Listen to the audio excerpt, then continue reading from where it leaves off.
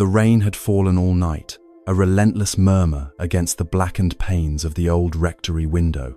By dawn, the lane through Elmstead Hollow was no more than a muddy vein through the forest, and the thatch-roofed cottages sat hunched in silence, cloaked in mist. Yet even before first light, Jonathan Pembroke stood at the edge of the village square, boots half sunk in the mire, his gloved hand clenched tightly around a folded letter, now damp at the corners. The bell at St. Mary's had not yet tolled, and already the world felt altered. The missive had arrived by a rider just past midnight, sealed in vermilion wax, and bearing the mark of Sir Aldrich Montclair, the Lord Magistrate of Wessex, and Jonathan's former mentor. The handwriting, though elegant, trembled, as if written by a man pursued. Only 12 lines in total, yet each line bled urgency. Come at once.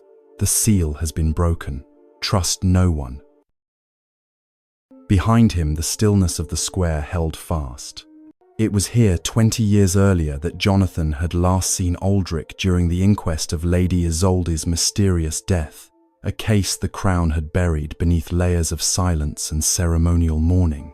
Since then, Jonathan had abandoned his barrister's robes for a quieter life as a village chronicler and tutor, but duty, it seemed, had a longer memory than men. He lifted his gaze toward the rising ridge beyond the village where Montclair Hall loomed in solitude, grey, angular, and solemn as a mausoleum. The fog pressed low along its sloped lawns, swallowing the ivy-covered turrets one by one. A shuffle behind him. Mr. Pembroke, came a low voice. Jonathan turned to find Reverend Elric emerging from the apothecary's porch, his cassock flecked with dew, face drawn thin with sleeplessness. That rider. He woke half the parish. Jonathan nodded, but said nothing. There were moments when words, no matter how finely wrought, were simply ash against the tongue.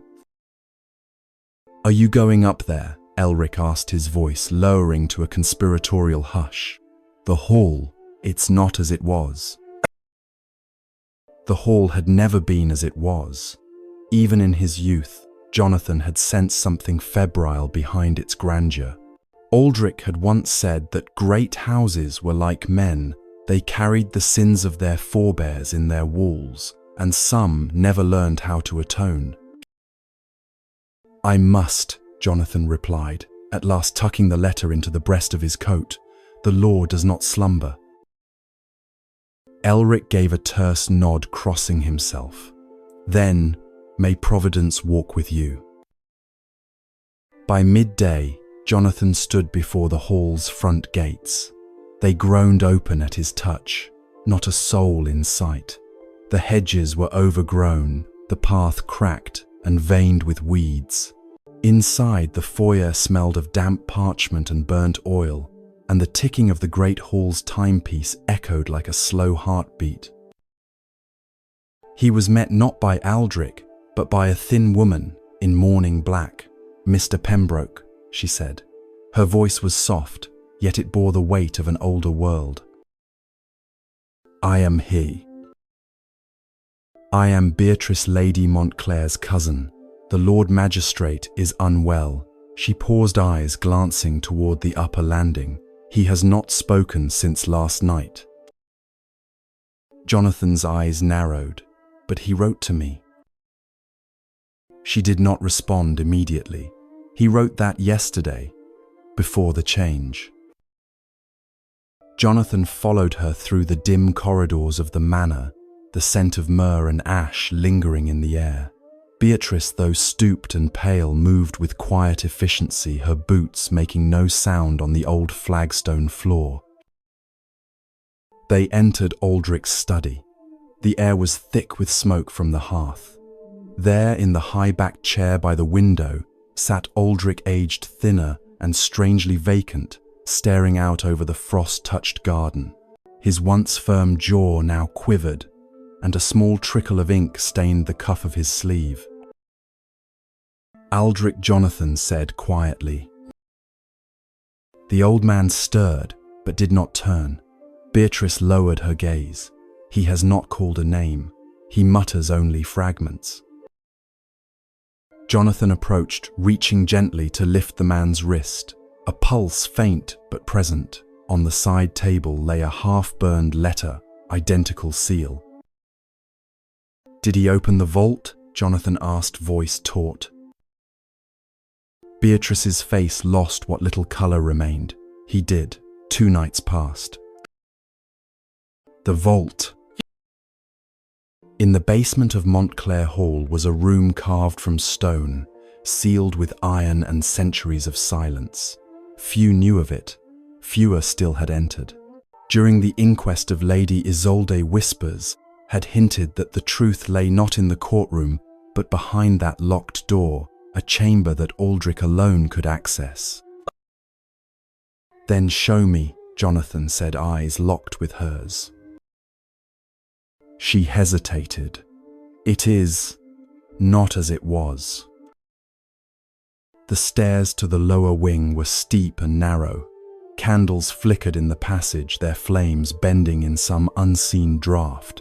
At the base was a heavy oak door split down the center by a jagged crack, as if something had pressed outward from within. Inside, the air was still and cold. The vault was empty, save for a single object, a carved obsidian tablet resting upon a cloth of crimson silk. The inscriptions shimmered faintly, though no light touched them. Jonathan approached slowly, heart hammering in his chest. This was what Aldrich had hidden all those years, a relic, a confession. The tablet bore the Montclair seal, and a line beneath it in ancient Latin: Veritas servata per sanguinem, truth preserved through blood. He turned to Beatrice. Did he speak of this?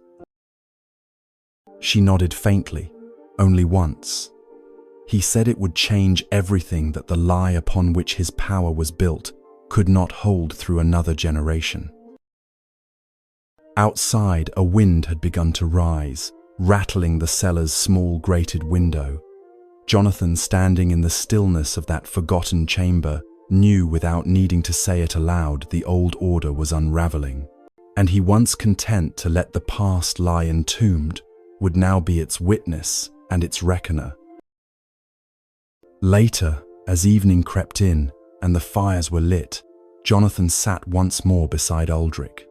The old man's eyes had grown clearer, if only slightly. He reached for Jonathan's hand and gripped it with surprising strength. "Do you remember," he whispered hoarsely, "when I told you the law was merely the shadow of justice?" Jonathan inclined his head. "Then be more than I was. Don't defend the shadow, seek the flame." A silence passed between them, heavy as stone. Outside, the bell of St. Mary's tolled once low and solemn. Somewhere beyond the hills a storm was gathering, and Jonathan Pembroke, once a man of quiet ink and folded books, now found himself called again into the world of reckonings. This time not as a mere observer of truths long buried, but as the one fated to unearth them. The morning broke, with a pale meandering light over the hedgerows of Montclair. Thin mist still clung to the hollows caught in the briar like a frayed wedding veil. Inside the hall, the hearths had long since cooled, and the household moved, in subdued rhythms, hushed by the strangeness that had descended since Lord Aldrich's affliction. In the study, Jonathan Pembroke stood before the tall casement windows, watching as a pair of magpies hopped along the frost-bitten lawn. He had not slept. His eyes, lined with fatigue, remained fixed on the distant oaks that framed the southern edge of the estate. The memory of the obsidian tablet haunted him, its cryptic inscription echoing in the chambers of his mind like the tolling of a forgotten bell. Behind him, Beatrice entered with measured steps, her morning gown rustling softly. "He is resting," she said, placing a tray of tea upon the table with careful hands. Though his sleep is not peaceful, he mutters still. Jonathan turned. Has anyone else seen the vault? Number, only you, she replied. Her voice bore the timbre of finality, but also a subtle tremor like fine china struck at its edge. He regarded her more closely now. Though her bearing was gentle, her countenance bore traces of some deeper vigilance. She was not merely a cousin called upon in grief. No, there was a role she played, one rehearsed long before this moment. She had been placed here either by Aldrich or by fate itself. Jonathan took the teacup but did not drink. There is a matter I must understand. When did Aldrich last speak of Lady Isolde? Beatrice looked away the silence, settling like dusk over a churchyard. Last Michaelmas, she said finally. He had taken to walking the south grounds. On one such walk, he mentioned that her death had left something unresolved, not in the courts, but in the soul. A silence followed, thick and ceremonial. I knew her once, Jonathan murmured, before the trial, before the veil of tragedy fell. Beatrice lowered herself into the chair opposite. Then you know she was not what they said. He gave a short nod. Not wholly no. The room lined with books bearing Latin spines, and the scent of foxed parchment seemed to draw tighter. Outside, the wind moved through the hedges, with the sound of distant weeping. Later that day, as the sun passed, the zenith and the garden shadows grew sharper, Jonathan left the hall and descended toward the edge of the Montclair estate to a place known by villagers as the Chapel Grove. The old chapel, abandoned since the Cromwellian years, lay in ruin, its stone arches, weathered and green with moss, its altar broken beneath a twisted yew. But it was here, locals whispered, that Lady Isolde had once come to pray, her presence marked not by voice or liturgy, but by silence and lilies left at the foot of the font. He paused at the threshold of the ruined chapel. Ivy laced the broken walls, and the hush of the grove was deep and reverent. As he stepped forward, something caught his eye, a scrap of fabric tucked beneath a stone. He stooped, drawing it out. It was a portion of lace, pale and worn, and upon it a single word had been embroidered in delicate French script, Souviens-toi, remember. He folded it carefully into his coat. The wind shifted behind him. You seek ghosts, Mr. Pembroke, came a voice from the trees. Jonathan turned sharply. A man, perhaps in his late 60s, stood leaning upon a cane. He wore a tweed coat frayed at the elbows and a cap pulled low. His eyes were pale, almost silver, and sharp as a falcon's. I seek only truth, Jonathan replied. The old man gave a dry chuckle. Then you tread a dangerous path. Truth has cost better men than you their peace, and poorer men their sanity. Have we met? The man tipped his hat. Algernon Price, steward of these grounds until I was dismissed after the inquest. Jonathan stepped forward. Then you were here when Lady Isolde died. I was, and I watched as her name was ground into dust beneath the wheels of power. Jonathan studied him carefully. Why speak now? Because I'm old, and my silence weighs heavier with each season. And because the hall stirs again. I've seen the lights at night, strange flickers in the east wing where no one walks. The kind of light that feels unnatural. Then you believe something lingers. Price's gaze did not waver. I believe the dead do not rest easily when their story is half told. That evening, as a light snow began to fall upon the rooftops of Montclair, Jonathan returned to the hall. The corridors felt longer, more cavernous. Beatrice met him at the landing. "There is someone you should meet," she said quietly. "A guest, or rather one who never quite left." She led him to a narrow room near the servants' quarters. Inside sat a woman of indeterminate age, her hair plaited tightly beneath a kerchief, her eyes sharp with the clarity of one who listens more than she speaks.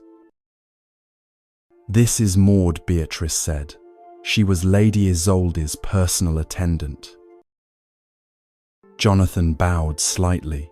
"Maud, may I ask you something plainly?" The woman nodded, unmoved. "What did you see the night she died?" Maud's lips pressed into a thin line. "I saw the corridor lit by 2 lanterns, though only one was ever hung there. I saw his lordship's boots by the door, though he claimed to be away in Winchester. And I heard Lady Isolde weeping not with sorrow but with rage, as if something had been stolen from her." Jonathan sat slowly. "And after that?" "She was gone. They said she slipped on the stairs, but there was no blood, no fracture, only stillness, as if the breath had been drawn from her like smoke." He felt the weight of the lace scrap in his pocket. "Souviens-toi. Why did you not speak during the inquest?" Maud's voice turned bitter. "Because we are taught not to speak against those whose names are carved in stone before they are carved in flesh." That night, sleep did not come easily to Jonathan. In the guest chamber, he lay upon the stiff mattress listening to the groans of the old timbers and the ticking of a long-disused clock. Sometime past midnight, a sound stirred him, a soft creak just beyond his door. He rose barefoot upon the cold wooden floor and opened the door. A figure stood at the end of the corridor. It did not move nor speak. Clad in white, it shimmered faintly in the dim light, then turned and vanished through the west wall. Jonathan remained still, breathing slowly. He did not follow. Instead, he returned to the desk by the hearth and withdrew a sheet of parchment. By the flame's trembling light, he wrote a single sentence. "What was hidden in death shall rise in justice." Outside, the wind wept against the panes, and within the past rustled once more like dry leaves in a crypt just disturbed. The following morning dawned brittle with frost, the rooftops of Montclair Hall tinged in silver, as though winter itself had dipped its sleeve across the land in an act of quiet anointing.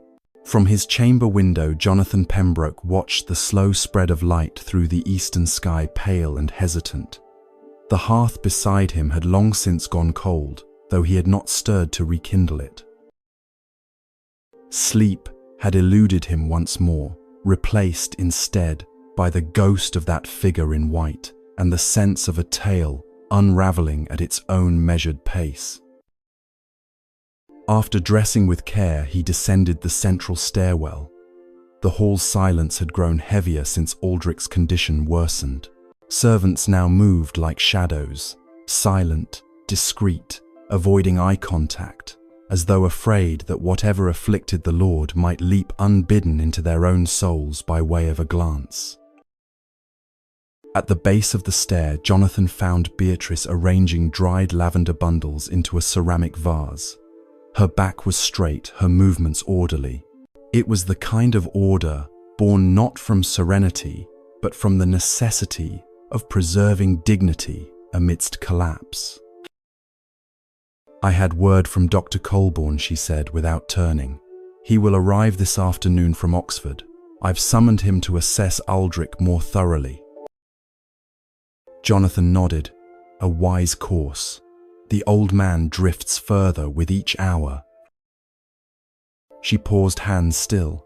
There was a time, you know, when his voice could still the House of Lords. and now he mutters riddles like some ragged prophet. He approached, standing a pace behind. Truth sometimes arrives in fragments, especially when it has been buried long. Beatrice turned at last. Do you believe that's what this is? Truth clawing its way out from the walls? I believe the house remembers.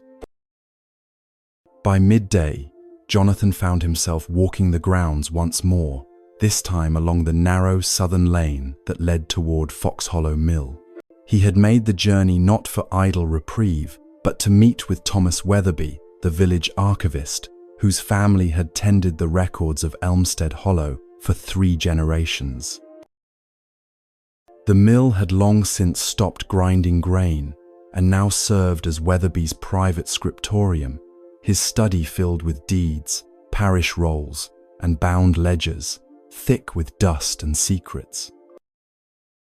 He arrived to find Thomas hunched beneath a beamed ceiling spectacles perched low on his nose, scribbling into a vellum-bound volume. The older man looked up, face lighting with something between recognition and surprise. Jonathan Pembroke, he said, rising with a slight wheeze. You've not come this way since the Montclair inquest. I come seeking the dead, Jonathan replied, and the truths they were denied. Weatherby arched a brow. Then you've come to the right ruin. What do you wish to exhume? Records, said Jonathan, of the Montclair line, from the year of Isolde's death and the years just prior, particularly entries involving land transfers, confidential bequests, anything that would not have passed through official court. Weatherby gave a slow nod and motioned him toward a series of battered boxes stacked beneath an oak table. There was something odd, I remember, he said, lifting a heavy ledger marked 1,789, 1,793. A deed signed under Lady Isolde's name, but after the date of her death. Jonathan stiffened. What property? A tract on the western edge of the estate, Belmere Orchard, once tended by tenant farmers, now nothing but overgrown thicket. Weatherby opened the page, revealing the signature, elegant, unmistakable Isolde Montclair, dated 3 weeks following her recorded death. The ink is authentic, Weatherby murmured. I had it examined back then, and yet the court refused to investigate, claimed clerical error. Jonathan said nothing. He stared at the name until it blurred in his vision. The orchard is still there, he asked. Unkempt, but yes. The villagers keep clear, say the ground is sour. Jonathan took the ledger, his hands slow but steady. Then I shall pay it a visit. That evening, as dusk bled across the sky in bruised shades of violet and indigo, Jonathan returned to Montclair and made his way toward Belmere Orchard. The path wound through hedgerow and bramble, growing narrower with each step. When at last he arrived, the trees stood wild and untamed, their limbs crooked like the fingers of ancient crones. At the center of the orchard was a stone marker almost wholly swallowed by moss. He bent and cleared it with his sleeve, revealing a single line etched into the stone's face, for the child who never came. A quiet breath escaped his lips. This was no orchard, it was a grave. As he stood, a sudden wind swept through the grove, scattering leaves in a rustling wave. In its wake came a sound, a faint melodic hum, as if from a lullaby long forgotten. Then silence again. He turned and made his way back slower, now the fading twilight softening the edges of the world. At the hall, he found Beatrice seated by the drawing-room fire, a single candle flickering beside her. You went to the orchard, she said without looking up. Yes. And you found the stone? I did. She folded her hands in her lap. She was with child Jonathan. That was the truth no court dared name. The heir to Montclair would not have been born of marriage, and the scandal would have unmade Aldrich. Jonathan stood by the hearth, his face lit half in gold, half in shadow. Then why did she die? Beatrice looked up. Her eyes were rimmed with red, but her voice did not falter, because she refused to be hidden. She demanded the child's place be acknowledged in Aldrich's will. He feared it would undo the family, tarnish the house. So he did what men of power have always done. He silenced the voice that threatened his legacy. Jonathan's jaw tightened, but the seal was broken. The truth begins to bleed through. She nodded. And it will not stop. Not now.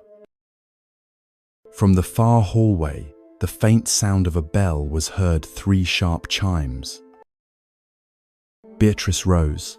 That's Aldrich's bell. He is awake. Jonathan followed her through the corridor. As they entered the old man's chamber, Aldrich lay propped against the pillows, eyes brighter than before. His voice, though faint, carried a strange resolve. Jonathan, he rasped, there is a letter, a final testament. I wrote it for the boy. Jonathan moved closer. Where is it? In the chapel vault, beneath the altar, concealed in the hollow stone. You must retrieve it. Beatrice pressed a cool cloth to his forehead. Rest now, uncle. Let us see this done. But Aldrich grasped Jonathan's wrist with surprising strength. Justice is a flame, he whispered, and once lit, it burns through stone and silence alike. His hand fell away. Jonathan stood motionless, the weight of the task now fully upon him. Outside, the wind swept down from the moors, whispering secrets through the trees. And within Montclair Hall, the path toward truth had begun to shine with its own dim, unwavering light. By the dim light of early morning, a hush still blanketed the grounds of Montclair Hall, the kind of hush that arrives before a reckoning. A fine mist hovered above the hedgerows and rolled slowly across the south lawn, veiling the frost-kissed grass like a mourner's veil. Jonathan Pembroke, cloaked in a thick wool overcoat and scarf, descended the rear stone steps into the garden, guided by the memory of Aldrich's voice, the faltering whisper that named the chapel vault, the hidden letter, and a legacy long, concealed beneath stone. It had rained lightly in the night, and now the earth beneath his boots was soft, yielding with each footfall. He followed the narrow path that curved westward from the hall and dipped into the copse of yews that shaded the remains of the chapel St. Oswin's, a structure forgotten by most, but whispered of by the villagers in tones reserved for things both sacred and ominous. Its walls, worn and greened with lichen, stood like sentinels from another age, crumbling and stubborn, resisting the encroachments of time. Jonathan paused beneath the archway, the stones cool and damp beneath his fingers. The altar lay ahead, fractured in the middle, as if cleaved by divine displeasure. Ivy crept through the breaks, twining itself across the nave floor. All was silent, save for the distant call of a rook beyond the hedge. He stepped forward and knelt beside the base of the altar, fingertips brushing the rough surface until he found it a stone slightly looser than the rest, its edges worn smooth. With a careful press and slight shift, the stone came free, revealing a hollow carved into the base. Inside, wrapped in oilskin and tied with faded cord, was a letter sealed with the Montclair crest. He held it for a long moment in both hands, its weight more than physical. The letter had the feel of something sacred, yet seditious, a testament not to be opened lightly. As he emerged from the chapel, he found the clouds had parted, and a lone shaft of sunlight spilled over the orchard. The frost began to glisten, and the leaves stirred gently, whispering like an unseen congregation. He walked back toward the hall, with purpose, the letter pressed to his chest. Beatrice received him in the drawing room, a shawl draped over her shoulders, though the fire burned hot beside her. "You found it," she said, her voice low but steady. Jonathan nodded, handing her the letter without a word. She took it, stared at the seal for a moment, and then returned it. "You should read it first. He meant it for you." He broke the seal with care and unfolded the parchment. The ink, though slightly smudged, remained legible. The words were unmistakably Aldrich's firm strokes, carefully chosen, as though even his confession could not relinquish its decorum. "To the bearer of this letter, Jonathan Pembroke, my pupil, and perhaps my final conscience. The truth has lingered too long in the shadows of this house. When Isolde came to me with word of her child, I saw the ruin of legacy. I did not act with honor, but with fear. The child's father was not one who could be named. She would not yield, and I believed silence was preferable to scandal. I did not kill her with my hands, but I did not protect her either. I let her perish beneath the weight of noble silence, and for that I beg no pardon. To her son, should he still live, I leave Belmere. Let that land return to its rightful blood, and let the name Montclair carry no further deception. Do with this what you will. May justice, not honor, guide you now." A quiet passed between Jonathan and Beatrice as he folded the letter. Neither spoke for a time. Beatrice rose and crossed to the window. "Then it is as we feared." He stood still, feeling the words settle within him, like stones on a riverbed. "There is a rightful heir." She turned toward him, her expression unreadable. "Will you seek him?" Jonathan stared at the fire. "I must. If he lives, the truth demands it." By late afternoon, he had returned to Fox Hollow Mill to consult Thomas Weatherby once more. The air was brisk, and the scent of wood smoke hung over the hills. Thomas received him with a furrowed brow. "Back so soon?" "I need your help tracing an orphan," Jonathan said. "A child born to Lady Isolde Montclair sometime in the spring of 1791. He would have been taken in secret, likely under another name." Thomas scratched his chin thoughtfully. "That is a narrow year. We keep records of all baptisms, though not always with full names. Let me see." He shuffled through a collection of parchment-bound ledgers and drew out one marked Elmstead Parish, 1791. Together they pored over the entries, dozens of names. Most were villagers, tenant folk, but midway through the spring entries, Thomas pointed to a line. Samuel Alden, born May 12th, mother Isabel Martin, no father listed. A common enough alias, Thomas noted. Martin for Montclair, Isabel for Isolde. Samuel Alden, Jonathan murmured. And the sponsors? An old nursemaid, Mary Robson, long since buried. Jonathan's gaze sharpened. Was there a location noted? Caretaker's residence at Hallowick Lane, east of the Hollow. He found the cottage near sundown, tucked behind a thicket of ash trees. The door hung slightly ajar, and the scent of dust and rosemary clung to the threshold. Inside the hearth had not been lit for years, but the furnishings remained. A cradle now dry and cracked with age, a shelf of worn books, and a faded painting upon the mantel, a woman in profile cradling a child. Jonathan knelt and examined the painting. The likeness to Isolde was unmistakable even in the smudged strokes. Beneath it, a name had been etched into the frame: "To my Samuel, may you grow in peace." He left the cottage as dusk settled fully across the fields.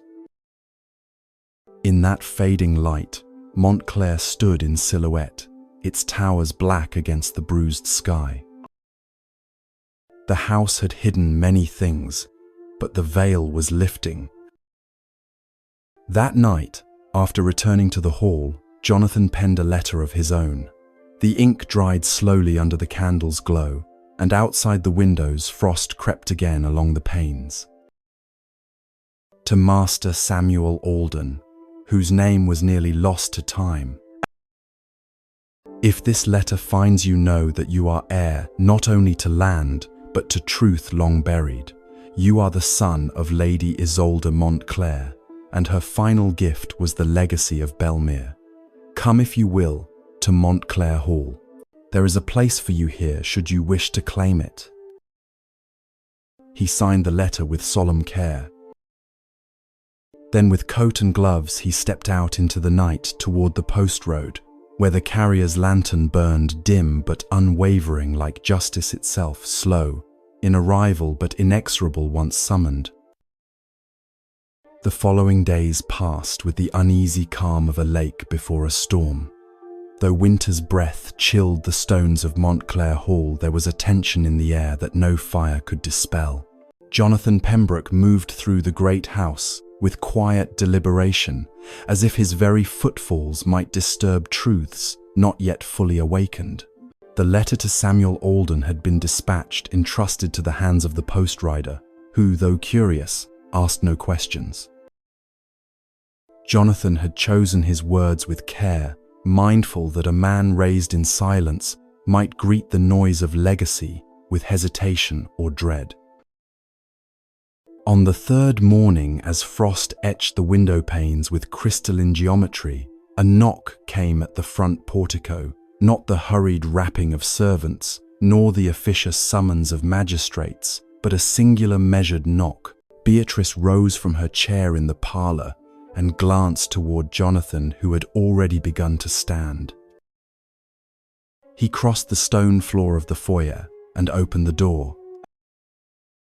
There, standing amidst a pale fog, was a man of perhaps 30 years, tall with a lean frame, shaped more by toil than ease. His coat bore the mud of long travel, and his boots were frayed at the seams. His hair, a dark chestnut, fell slightly over his brow, and his eyes, grey and searching, rested squarely on Jonathan with no sign of uncertainty.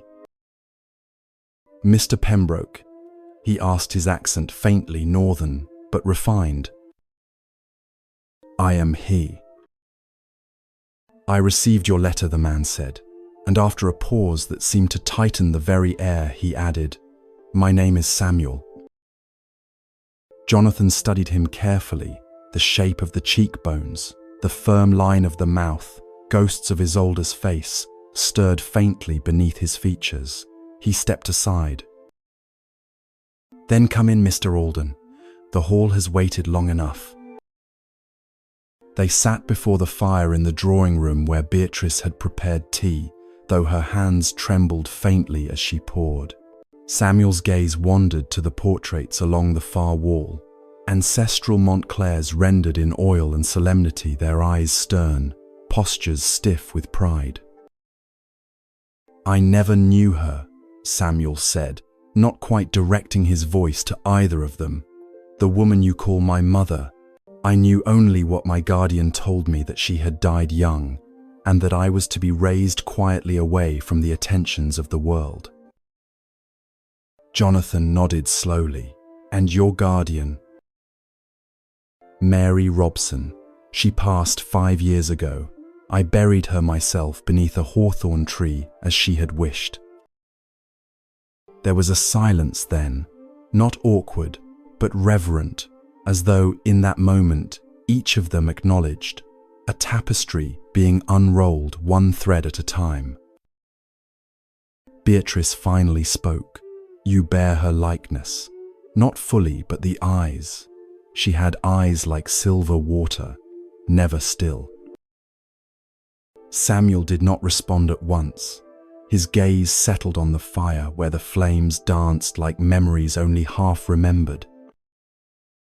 "I do not know what I am to feel," he said at last. "This place, this name, they were never mine. And yet here I am, summoned like a prodigal heir to a house that once chose silence over truth." Jonathan leaned forward. "We do not ask you to forget what was denied, only that you hear what must now be spoken."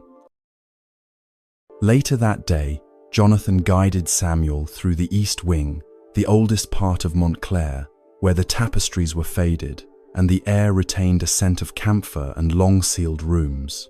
They passed the music room, where a long-abandoned harpsichord sat beneath a dustcloth, and a locked cabinet of ledgers, their spines curled with age.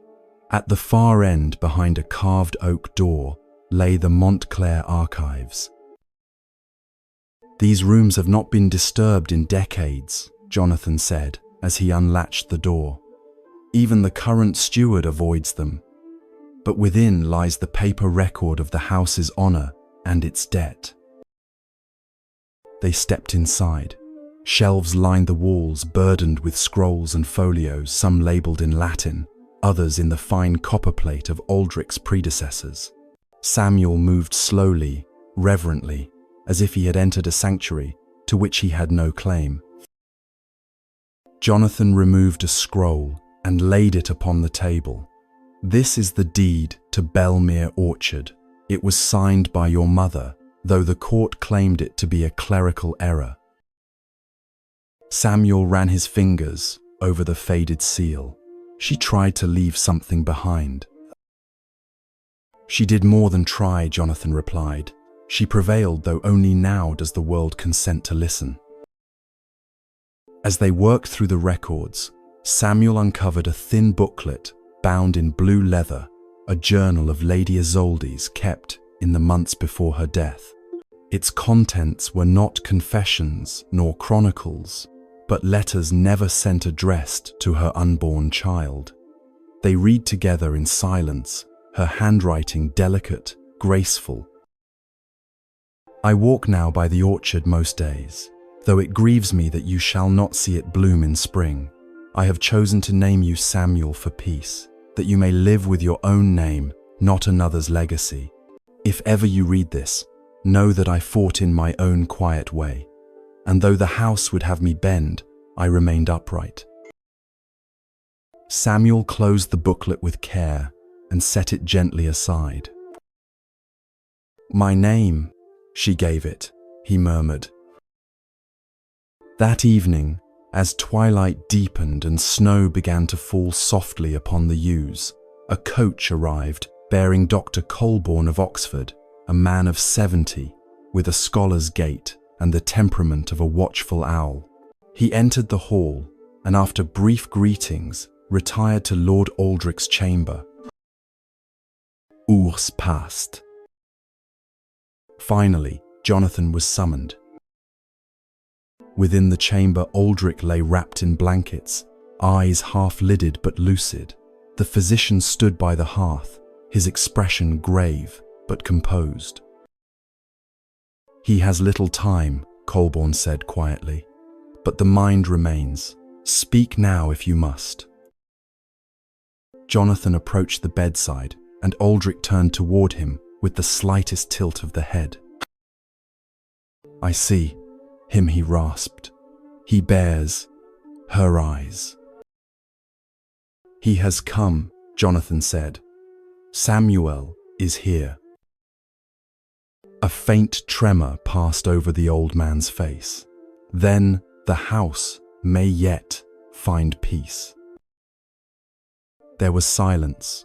Then faintly, Aldrich raised a trembling hand.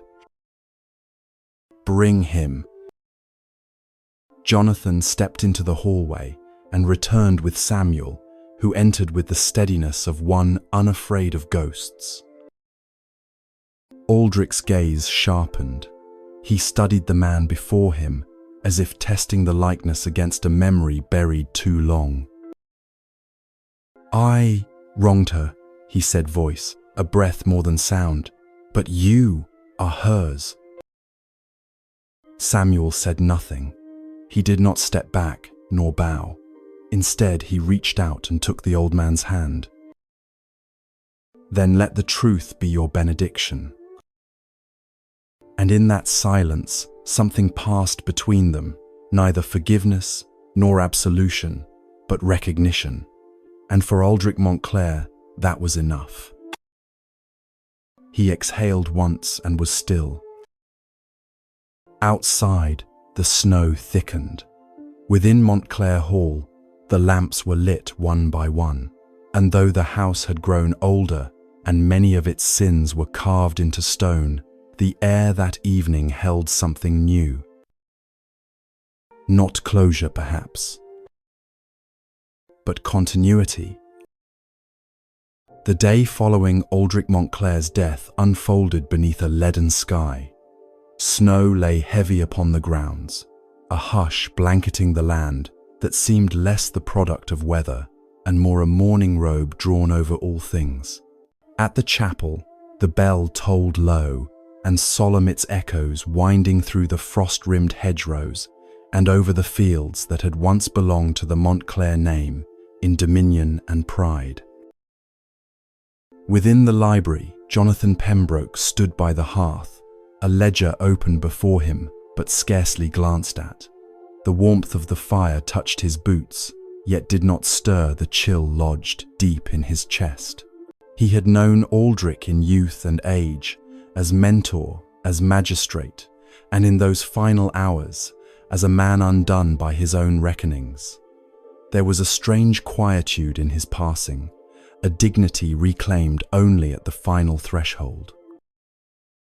Beatrice entered, her mourning garments still worn with grace, though her complexion had grown paler since the night before.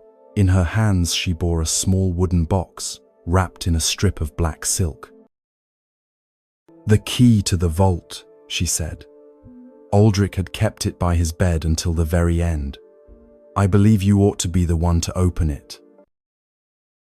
Jonathan received it with a silent nod.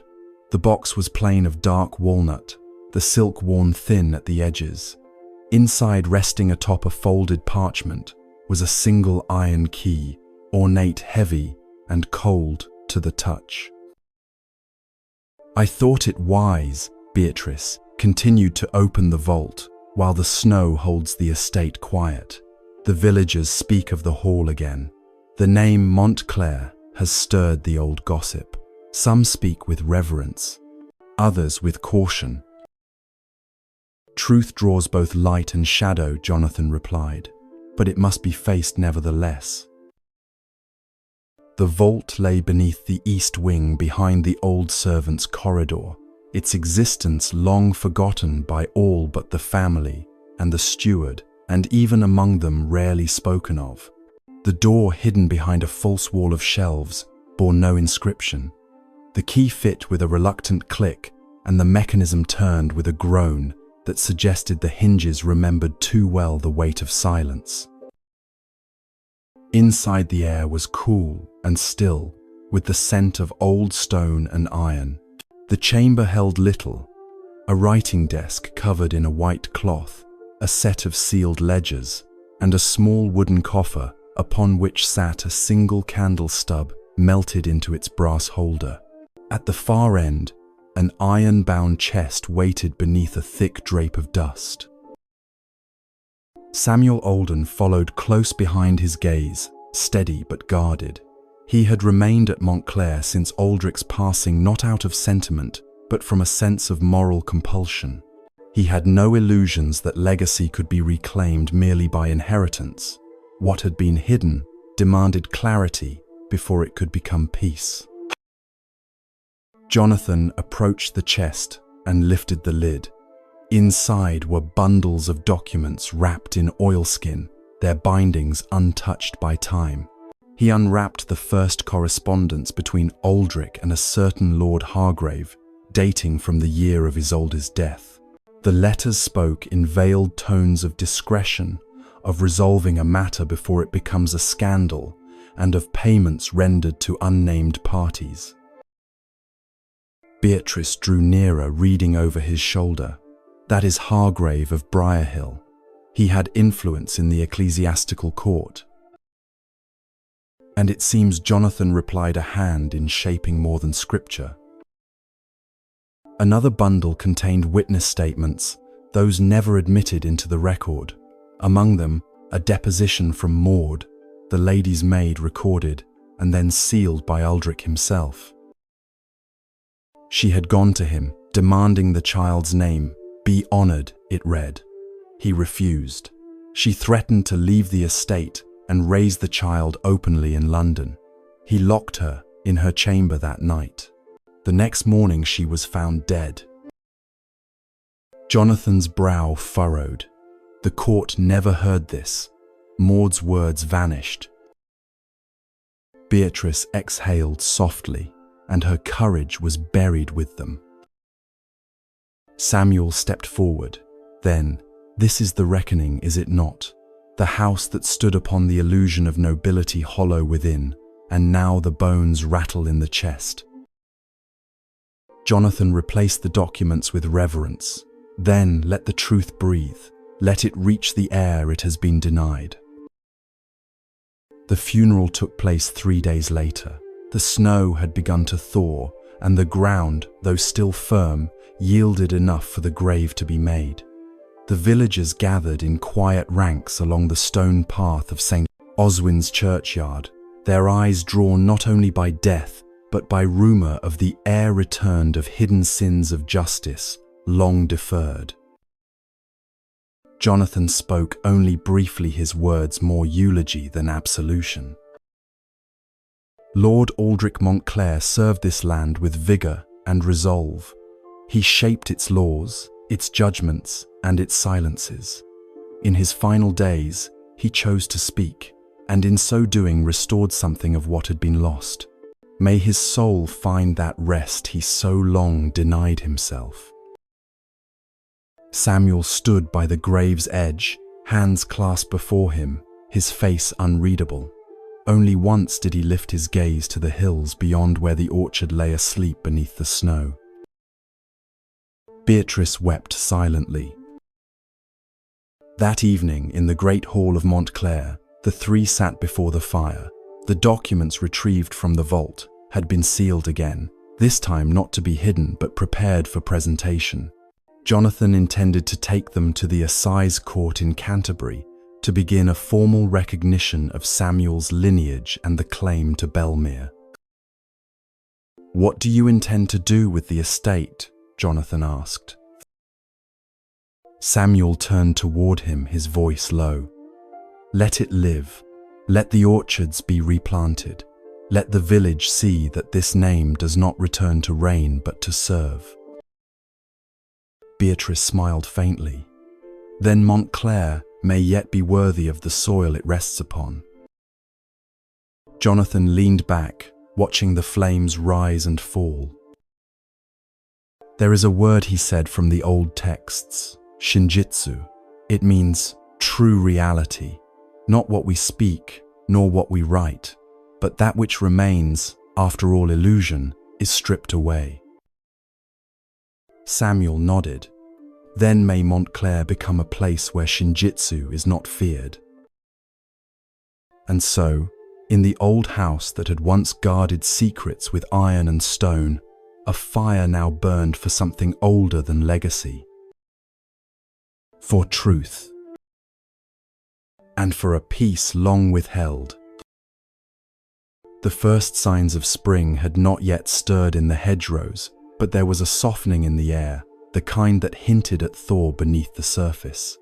It was the time of year when the earth sighed, still shrouded in frost, yet beginning to pulse again beneath the weight of its slumber.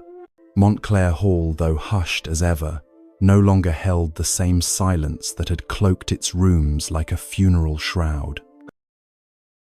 With Aldrich Montclair interred and the weight of his testament placed into formal hands, the estate had begun to breathe in a new rhythm. Jonathan Pembroke rose early that morning, stirred by some internal summons more persistent than sleep. From his chamber window, he watched the early light settle over the fields, brushing the furrows with a pale sheen. Smoke curled faintly from the chimneys of the village below, and somewhere in the distance a cockerel announced the day with the bravado of a minor monarch. He dressed with care, not out of vanity, but out of the old habit of respect for the work ahead and the people he would meet. Today was to be the first official gathering of the Montclair tenants and villagers since Samuel Alden had been recognized as heir, though the ink of the court's final decree had yet to fully dry. There had been no grand announcement, no fanfare. Only quiet words passed from cottage to cottage that the young man of unknown parentage had stepped into the legacy left for him not to command, but to restore. Jonathan descended the wide stair and found Beatrice already in the drawing room, a shawl over her shoulders, her fingers deftly arranging a small vase of snowdrops on the side table. "You are early," she said, her voice as even and composed as ever, though there was a tenderness to her glance. "I've scarcely slept," he replied. "The day holds much weight." She gave a slow nod. "They will come, you know, the villagers, not all out of loyalty, some will come out of doubt, but they will come." Jonathan folded his hands behind his back, his gaze resting on the hearth. Doubt is not unkind. It means they care enough to question. It is the indifference of men that we must fear. Beatrice stepped forward, brushing a thread from his sleeve. "You sound more the philosopher than the legal man this morning." He allowed himself the shadow of a smile. "And you sound less the guardian of a crumbling dynasty." "Then perhaps the day has already begun well," she replied. The gathering took place on the lawn before the western facade, where the last of the frost was already receding into the soil. Chairs had been brought out from the parish hall, and a trestle table stood laden with modest fare loaves, preserves, tea, and cider warmed with cloves. It was not ceremony, it was welcome.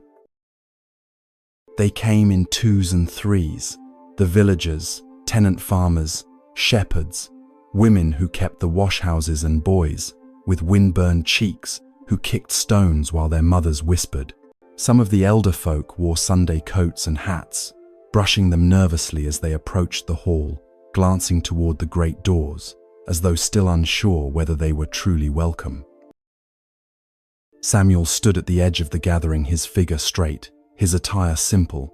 He wore no ring, no sash, no indication of rank, only a dark coat and a scarf passed down from the woman who had raised him. The villagers' eyes flicked toward him again and again, measuring, weighing, remembering the rumors. Jonathan watched closely. Samuel's posture betrayed little, but his left hand occasionally touched the edge of his scarf, a gesture, quiet but telling. Beatrice, standing near the hearthstones laid into the lawn, addressed the group with few words. She spoke not of the Montclair name, nor its ancient lineage, but of land to be tilled, roofs to be mended, and a new planting season to begin. Then she stepped aside, and Samuel moved forward. "My name," he began, "is Samuel Alden.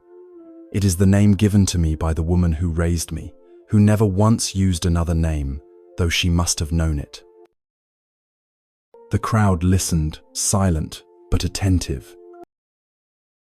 "I have learned in recent days that I am the son of Lady Isolde Montclair, that I am by the word of law and blood heir to this estate. But what I inherit is not land alone. I inherit wounds, and I would see them healed if you will allow me." There were murmurs, hushed and uncertain. "I do not stand here to claim your service. I ask only for your scrutiny. Let your eyes judge my deeds. And if in time I prove myself useful to this land, then let us build something honest upon what was broken." A long silence followed. Then from the back an old woman stepped forward, Mrs. Hayburn, the widow of a shepherd who had once tended Montclair's flocks. "I knew your mother," she said, her voice steady but low. "She brought my daughter broth when she was ill, though the family said it was beneath her station. If you have her heart, then that is enough for me." There was a murmur like a thaw cracking in the soil. A few more stepped forward, tentative but sincere. Jonathan, watching from beneath the shade of an oak, felt something shift, not dramatically, but tangibly, as if the house itself had exhaled a breath it had held too long. Later, in the quiet of the late afternoon, Jonathan walked the orchard paths alone. The bare limbs of the apple trees stretched upward, skeletal, yet not without beauty. The earth beneath them was dark fertile, and marked where shovels had turned it in preparation for new planting. He passed the small marker stone, for the child who never came, and paused, as he always did, to run his hand gently along its edge. The name had not been changed, nor the stone replaced. Samuel had asked that it remain. "Let what was hidden be visible," he had said, not out of grief, but out of respect. As Jonathan lingered beneath the old ash tree, the wind stirred lightly through the branches. He recalled a passage once spoken by Aldrich in their youth. "Duty is not the preservation of the past. It is the preparation of the future, with full knowledge of what has come before." He looked toward the horizon, where the last of the frost was giving way to earth, ready to receive seed. Justice, he thought, was not always rendered in courtrooms. Sometimes it was planted in rows, watered by labor, and watched in silence. Sometimes it arrived in the form of a man who spoke with humility and stood where others had fallen. And that perhaps was enough. The wind had shifted by the second week of March. Where once it had come down from the moors in brittle sheets, it now carried the scent of thawing earth and distant heather. The robins had returned to the hedgerows, and the villagers, though still wrapped in shawls and thick coats, moved with the expectation of spring. But within Montclair Hall the mood was not so easily turned by the change of weather. Jonathan Pembroke sat alone in the old study, the fire low, his hands folded loosely around a cup of black tea long gone tepid. The morning's correspondence lay open before him on the walnut desk, a letter from the Bishop's Court in Canterbury. The language was ornate and carefully measured, as ecclesiastical proclamations tended to be, but its meaning was plain. The inquiry into the former Lord Montclair's suppression of legal documents regarding Lady Isolda's death was to be formally reopened. The evidence he and Beatrice had uncovered in the vault, and the witness statements recovered from private archives, had proven too substantial for further delay. The machinery of justice had begun to stir reluctant, though it may be like a great wheel turned by invisible hands. He looked toward the window. Beyond the mullioned panes, the garden lay still and grey, its beds neatly raked but barren. In the distance, he could make out the figures of Samuel Alden and George Compton, the estate steward, walking the perimeter of the old orchard. Their pace was slow, deliberate, as if they were not so much inspecting land as coming to terms with its memory. Samuel had adapted quickly to the quiet burdens of stewardship. He rose before dawn, reviewed ledgers by candlelight, met with tenants one by one, and asked more questions than he answered. He made no grand declarations, took no favors, offered no speeches. In doing so, he had begun to earn the one currency a name could not purchase: trust. And yet beneath his steady movements and calm replies, there was a current of something else, something older, less settled. Beatrice entered the room, carrying a silver tray, bearing a new pot of tea and slices of bread spread with blackcurrant preserve.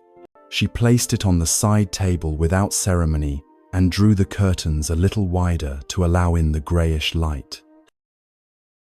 "There is a visitor," she said, "from Hampshire, a Mr. Percival Gray." Jonathan turned toward her, brow lifted. "Gray. He claims to have been employed by Lord Hargrave some years ago. He says he has information concerning the child, concerning Samuel's early life. He would not speak to the footman, only to you." Jonathan stood slowly. "Where is he now?" "I've shown him to the morning room. He appears agitated, but not hostile." Jonathan nodded once and made his way down the corridor, his footsteps steady against the creaking floorboards. The morning room, smaller than the great parlour, had once served as Lady Isolde's private retreat, a space filled with gentle colours, faded embroidery, and the soft scent of lavender lingering even now. Inside, a man of advancing years sat perched at the edge of a velvet-cushioned chair. His hair was white but thick, and his eyes, though watery, held an alertness that had not been dulled by time. "Mr. Gray," Jonathan said as he entered. The man rose. "Yes, sir. You are Jonathan Pembroke." "I am." Gray's hands trembled slightly as he reached into his coat pocket and drew out a folded sheet of parchment bound with twine. "I have held this for over 3 decades. I was instructed never to deliver it. But the man who gave me that instruction is now dead, and my conscience," he said with a hollow smile, "has grown less cooperative with age." Jonathan took the parchment and untied the cord. The paper was brittle, stained in one corner, but the handwriting was familiar, Isolde's, unmistakably hers. The letter was addressed to Aldrich. It was brief but final. "You may bury my name, Aldrich, but you shall not bury him. I have made arrangements. He will be known by another name, but one day he shall return, not for vengeance but for truth. I pray you have the courage to receive it when the time comes." Jonathan folded the letter again, his fingers slow, deliberate. "Where did this come from?" he asked. "I was Lord Hargrave's clerk," Gray replied, "at Briarhill. I dealt with household accounts, correspondences, travel records. When Lady Isolde's condition became known, the Lord feared scandal. I was ordered to arrange for a wet nurse outside of London and to document nothing. But she, Isolde, sent this letter secretly through a maid I did not recognize, with instruction it be delivered only in the event of Aldrich's death." "And you kept it?" Gray gave a weary nod. "A man remembers what he hides, even more than what he reveals." Jonathan stood in silence for a moment. "You've done rightly to bring this now." The old man looked toward the window. "Is he here, the boy?" "He is grown now. He walks the orchard as we speak." Gray's face softened, and he lowered himself into the chair once more. "Then let the orchard blossom again." Later that evening, Samuel came to the library where Jonathan now sat rereading the letter. "I've spoken with the smith," Samuel said. "The bell at the chapel can be restored. It may ring again come Easter." Jonathan looked up. "Then let it ring, not for mourning, but for birth."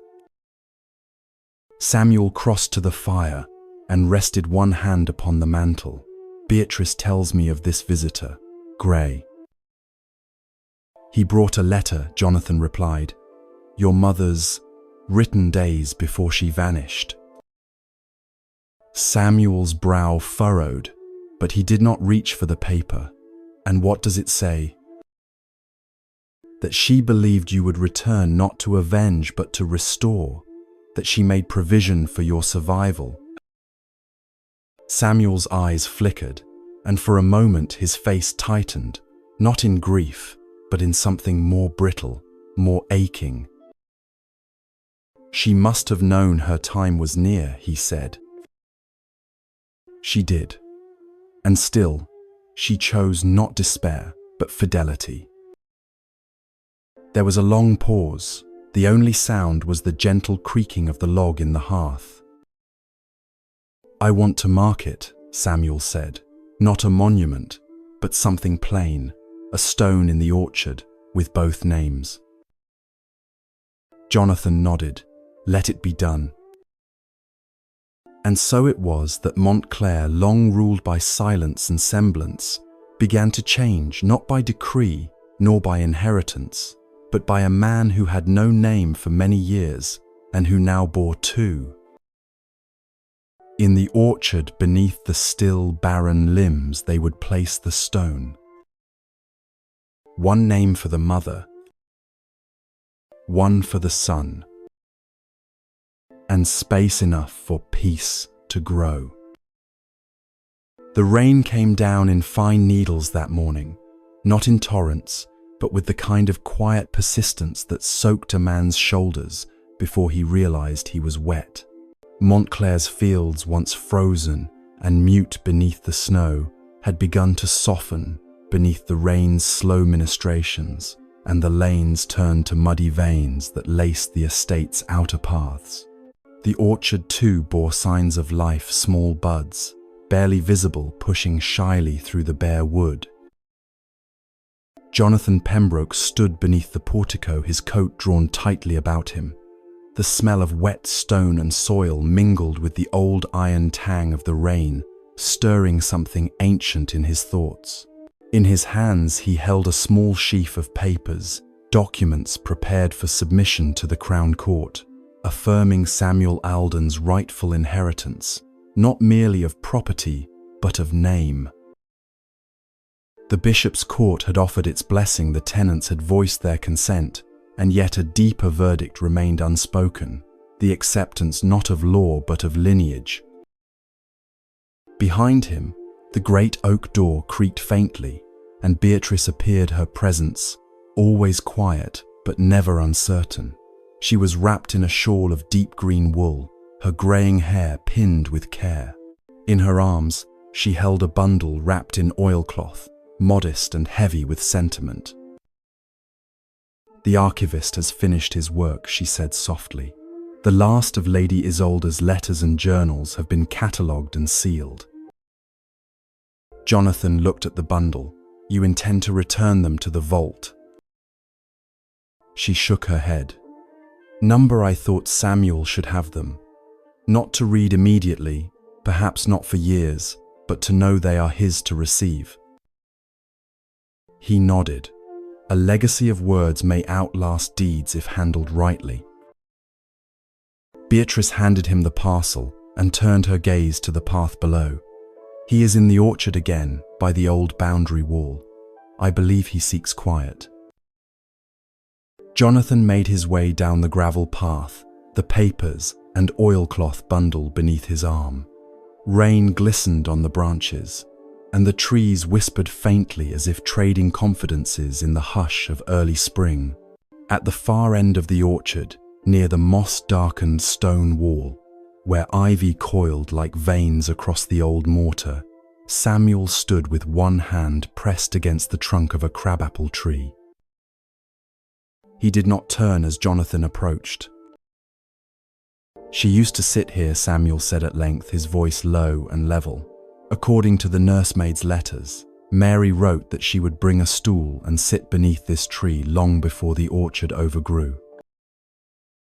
Jonathan came to stand beside him. It was where she went when the house became too heavy. I understand that now, Samuel replied. Though I never entered the house until weeks ago, I have felt its weight. It's as though it breathes differently than other places, more heavily, more slowly. Jonathan unwrapped the oilcloth and held it out. These are hers. Letters, fragments, some writings not yet ordered. Beatrice wished them placed in your care. Samuel took the bundle with both hands. For a long while he said nothing, only tracing the edge of the cloth with his thumb. The rain fell upon them in soft patterns, rhythmical and persistent. "My name is ink," he said at last. "It is made of her script, sealed by her silence, restored by her suffering, and yet it does not feel foreign." "You are not beholden to it," Jonathan replied, "but you are the only one who may honor it properly." Samuel turned to look at him. "There is a question I've not asked. Perhaps I feared the answer. Do you believe Aldrich repented?" Jonathan's brow furrowed slightly, not in the way sermons describe. He did not beg forgiveness, but he acknowledged his sin. And in that acknowledgement, he chose not to protect himself, but to give the truth to others. "Then let that be the measure," Samuel said. "Not whether he was good, but whether he bore the weight of his wrong." That afternoon, the parish warden from Elmstead Hollow, Mr. Edgar Mayhew, arrived unannounced at Montclair Hall. A wiry man in his 50s with hands perpetually ink-stained from ledger work and a disposition carved from years of parish disputes, he stood in the drawing room, holding his cap in both hands. "I come not as official of the parish," he said cautiously to Jonathan, "but as a man who grew up hearing the Montclair name spoken with reverence, and who now finds himself uncertain how to speak it at all." Jonathan gestured for him to sit. "I will speak plainly," Mayhew continued. "There are men in the county who will not abide a quiet restoration. They resent that a name once presumed, extinguished, now rises again with legitimacy. There is talk of contesting Samuel's status, not through..." A thin mist lay upon the hedgerows as dawn broke soft and translucent like muslin drawn across the fields. The crows called from the bare oaks beyond the pasture, and their voices echoed over the sloped roofs of Elmstead Hollow, still slick with dew. Montclair Hall in the first light resembled something out of a half-remembered engraving, its dark stone made gentler by the veiling of morning, as if time itself hesitated to disturb what now lay exposed in the quiet. Jonathan Pembroke stood before the eastern-facing window of the study hands resting upon the cold sill. On the desk behind him sat a sealed letter bearing the crest of the Lord High Steward of Canterbury, its ribbon blood-red against the ivory parchment. The weight of the seal was not merely symbolic, it conveyed finality. The court, after much resistance and several weeks of careful review, had rendered its judgment. Samuel Alden was to be legally recognized, not merely as heir to the estate, but as the lawful son of Lady Isolde Montclair. His name, both the one given and the one now restored, would stand in the Book of Inheritance, and his stewardship over Montclair Hall was to be considered binding, rightful, and unassailable. Yet even as the ink dried upon the document, another kind of battle stirred. Beneath the surface of this quiet triumph loomed the shadows of dissent, subtle, coiled, and carried in whispers through parishes, drawing rooms, and the less visible chambers of rural power. Jonathan turned at the sound of footsteps approaching, and Beatrice entered. Her countenance, composed as ever, now held the weariness of a woman who had stood at the gate between old and new, and had chosen each time to let the truth pass through. "They are gathered in the drawing room," she said. "Sir Almeric Staunton arrived early with 2 of the county aldermen. They did not send notice." "They seldom do," Jonathan replied. Those who trade in the dignity of titles tend to prefer surprise. It ensures one is never quite at ease. Beatrice gave a faint nod. Do you wish me to stay?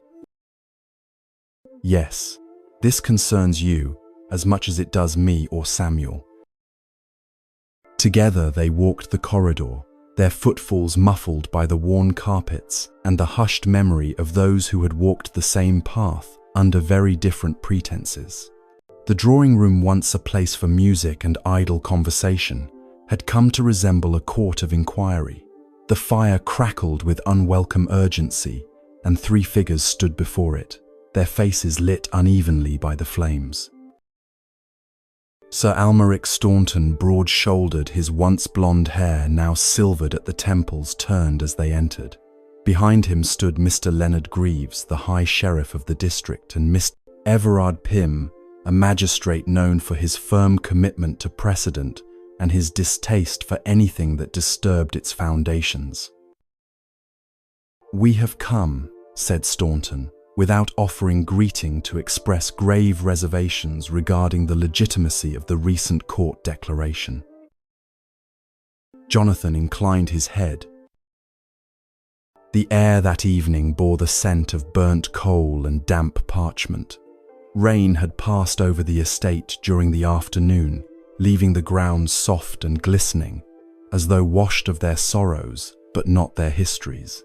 Within Montclair Hall, the drawing room had become a theatre of stillness. The fire crackled steadily in the grate, yet no warmth seemed to touch the air between the men gathered. Jonathan Pembroke remained standing a measured distance from Sir Almeric Staunton and the 2 magistrates who had arrived, without prior correspondence. Beside Jonathan stood Beatrice. Hands folded, her gaze unwavering, while Samuel Alden entered last, his boots faintly wet from the orchard paths he had just left.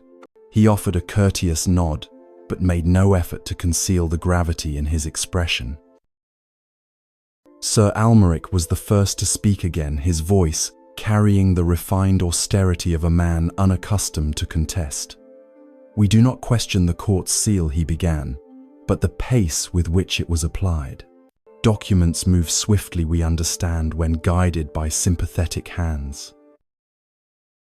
"There was no haste," Jonathan replied evenly, "only the removal of obstruction.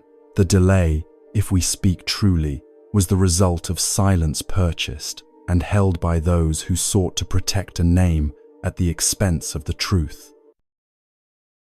Mr. Greaves, a stocky man with a cravat too tightly knotted, stepped forward. The name Montclair carries not only personal weight, but regional consequence. It has funded bridges, patronized schools, and served in the Crown's judiciary. If it is to change hands so fundamentally, it must be scrutinized with care. "You speak as though Samuel is a stranger." Beatrice interjected her voice, quiet but cutting. Yet no one questioned the virtue of the former lord's legacy until it was unmasked. Mr. Everard Pym adjusted his waistcoat. "Our concern, madam, lies not in sentiment, it lies in precedent. Should an heir of uncertain birth ascend to such station without contest, it will encourage others less scrupulous, perhaps, to lay claim to dormant titles across the county. It is not justice we oppose, but chaos." Samuel's eyes did not shift from the hearth. "You speak of chaos as though it were born from acknowledgement, but it was concealment that brought this house to the brink of ruin." He stepped forward, then slowly, deliberately. "My mother's name was buried beneath legal artifice, my birth hidden beneath fabricated entries. Yet the land remembers, the tenants remember, and now even the court has remembered." There was silence in the room, the kind that comes not from agreement, but from the realization that further protest might only expose the weakness of one's cause. Sir Almeric exhaled slowly and glanced toward his companions. "We are not here to bring charges. only to caution. There are families Dunscombe, Hargrave, Kingsley, who have long regarded Montclair as a pillar. If it is seen to falter, they will act. Then let them act, Jonathan said, and let them find in due time that justice is not altered by the discomfort of those who must witness it. The three men gathered their coats. No farewells were offered, only the sound of their boots fading along the tiled corridor until the great door closed behind them and the house seemed to breathe again. Jonathan turned to Samuel. "This will not be the last test." "No," Samuel said with quiet resolution, "but it is one we have met standing." Later, as dusk folded gently over the estate and the lamplighters in Elmstead Hollow moved along the village path with poles and tinderboxes, Beatrice stood at the small chapel altar, tending to a vase of early primroses. She often sought the chapel in hours such as these, not for ritual, but for remembrance. The stillness there was sacred, not by consecration, but by memory. She had stood in this same space with Isolde years ago, when the world still imagined itself orderly and unshaken. She heard the chapel door creak, and Jonathan entered removing his hat. He stood beside her, looking at the stone marked simply, "For the child who never came." It was no longer anonymous. Though the engraving remained unchanged, all who now looked upon it understood what it meant and who it honored. "He carries himself well," she said. "He does," Jonathan agreed, "but the burden is greater than any inheritance of coin or land. He must carry not only the name, but the fracture that name inflicted upon others." Beatrice brushed a fallen petal from the base of the stone.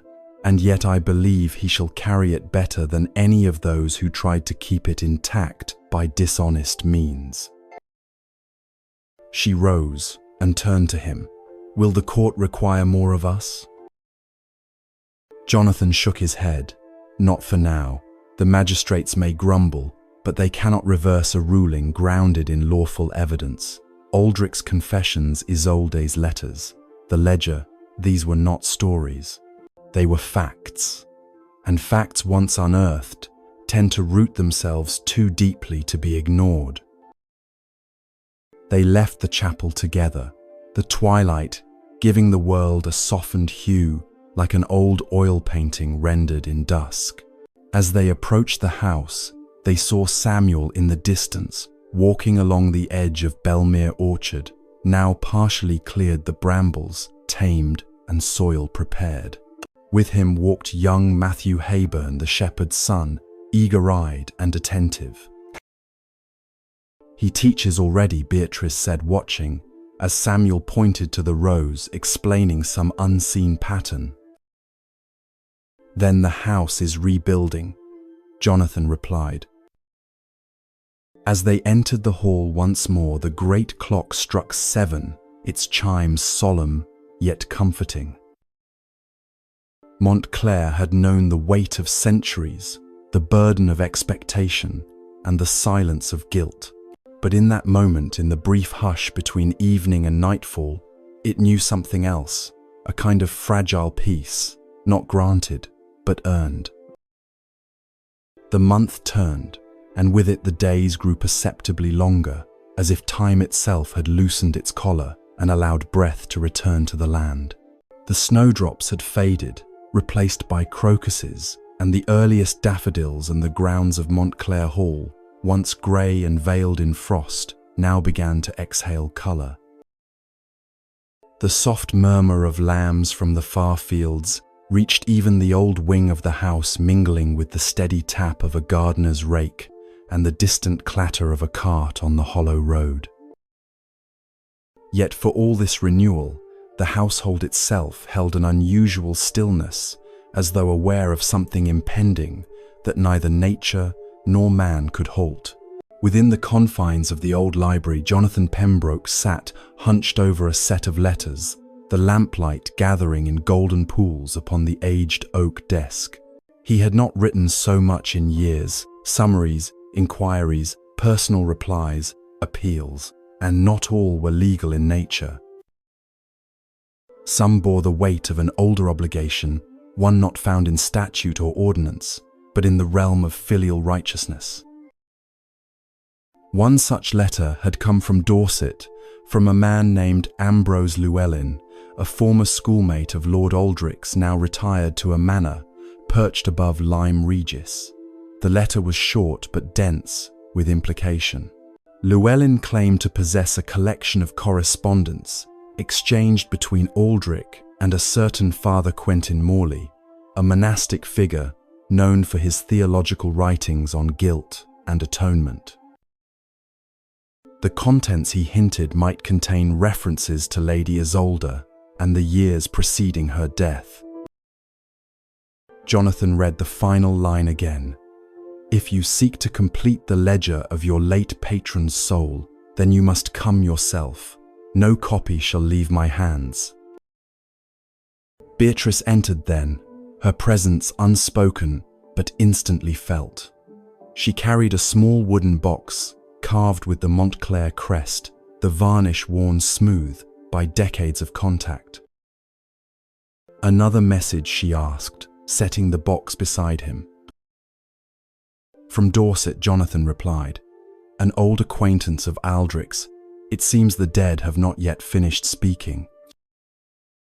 Beatrice tilted her head slightly. "Will you go?" "I must. Some truths must be met in person. There is a gravity to ink that cannot always cross distance." She ran a gloved finger along the lid of the box. This came from the attic rooms.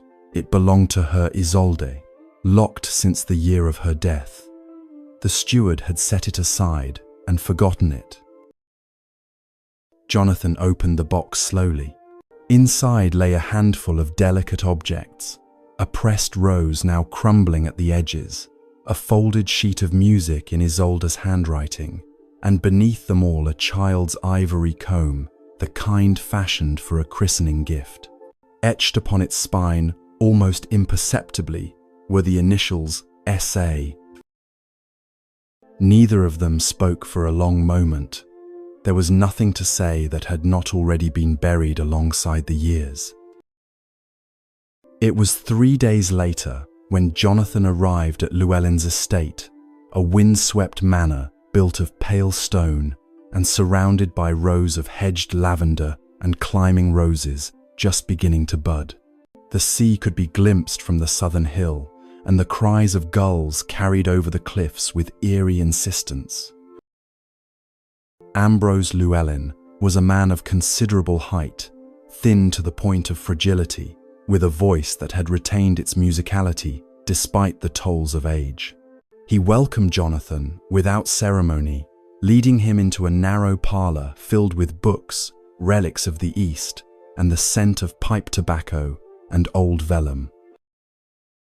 "Pembroke Llewellyn," said as he poured 2 cups of dark tea, "you've arrived at the border of memory and conscience. That is what this house is now." Jonathan sat quietly. "You wrote of letters." "Yes. Letters Aldrich sent to Father Morley, whose monastery was dissolved some years ago. I inherited them after Morley's death. I suspect Aldrich never imagined they would outlive both writer and reader." He retrieved a leather-bound folio from the sideboard, its pages yellowed and delicate. As he passed it into Jonathan's hands, his eyes grew sharp. "But be warned, these are not confessions. Aldrich was not a man of confession. He wrote as one reasoning with heaven, not kneeling before it." Jonathan opened the folio. The first letter was dated 12 years before Isolde's death. The language was veiled, filled with metaphor and scholarly allusion, but certain lines stood out with cruel clarity. "The child, if born, will unmoor the pillars of my house. Her resolve frightens me not because she is wrong, but because she is right. And I, who bear the name and the burden, am unfit to carry either." Another followed, written the year before Isolde's fall. I fear I have already set the fire at the door, and now it waits patient, asking only for a wind. Jonathan closed the folio. His hands were steady, but his chest ached with the weight of it. Aldrich had known, not merely feared, but known. He looked to Llewellyn. "Why did you wait?" "Because I had hoped," the old man said softly, "that Aldrich would find the courage to face it himself. But when he passed and word reached me of what you and the boy had begun, I knew it was time." Jonathan rose and offered his hand. "Then I thank you not for what you gave, but for what you kept until now." As he stepped out into the chill sea wind, he felt the salt upon his lips. The gulls still cried overhead, but their calls no longer echoed. They struck him now only as sound, wild, indifferent, and clean. Upon his return to Montclair, Jonathan found Samuel waiting by the chapel wall, a sheaf of papers in his hands.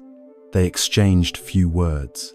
Jonathan passed the folio to him, and Samuel took it as one might receive a relic, not for what it said, but for what it signified.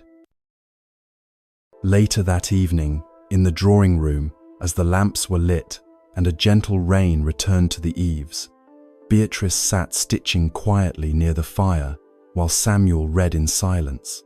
Jonathan stood by the window, watching the lamplight from the village shimmer against the wet panes. "Do you think he ever found peace?" Samuel asked, his voice low. Jonathan turned. "A man does not always earn peace, but he may prepare it for others." Outside, the orchard shivered beneath the rain, the buds holding tightly to their branches. And within the house, the last of the sealed boxes had been opened, not to release ghosts, but to allow the living to breathe. The sun had returned, after days of rain, emerging with the quiet dignity of a nobleman long absent from his estate. Its golden light touched the hills of Montclair and lit the edges of the chapel's leaded windows, casting shadows across the flagstones that shimmered like relics washed clean. It was the first true morning of spring, and yet the mood within the hall did not yield to warmth. A hush remained in the corridors, a pause, not of fear, but of anticipation.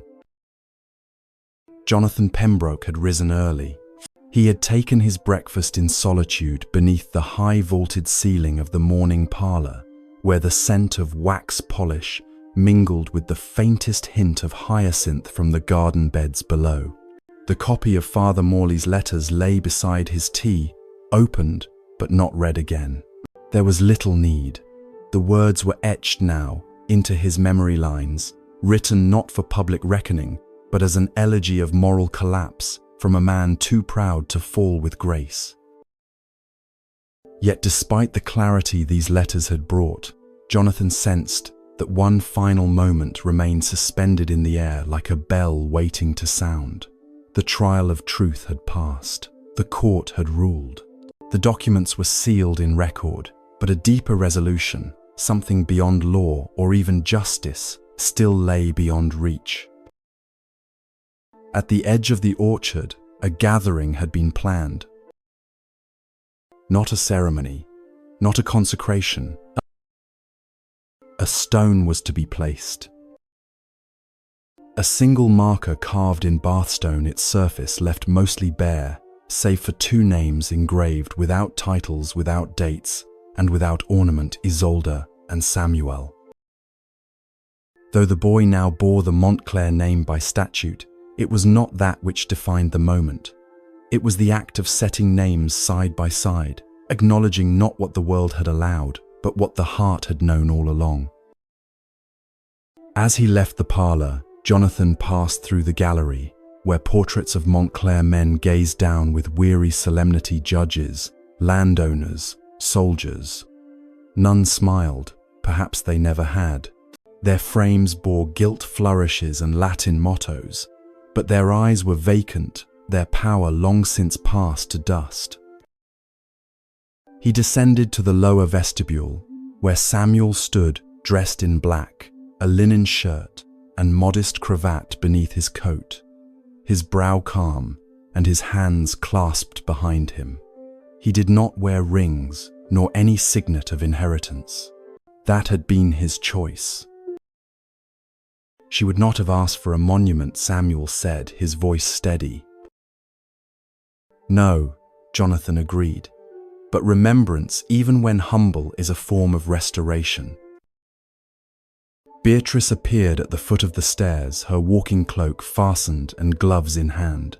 She nodded to them both and offered a single folded ribbon of plum-colored silk. She wore this on the last evening she was seen at the chapel, she said quietly. Perhaps it may lie with the stone. Samuel took it reverently and did not speak. By the time the small procession reached the orchard's inner boundary, the sun had risen higher, casting long shadows behind the budding apple trees. A faint wind stirred through the branches, whispering above them as if the trees themselves had kept vigil through the long years of silence. The stone had been set beneath the crabapple tree, the one Isolde had often favoured. Beneath its boughs, soil had been cleared and carefully raked. The marker, still veiled in cloth, awaited its unveiling. The gathering was modest, a few tenants from the estate who had known her in life and had never ceased their quiet respect.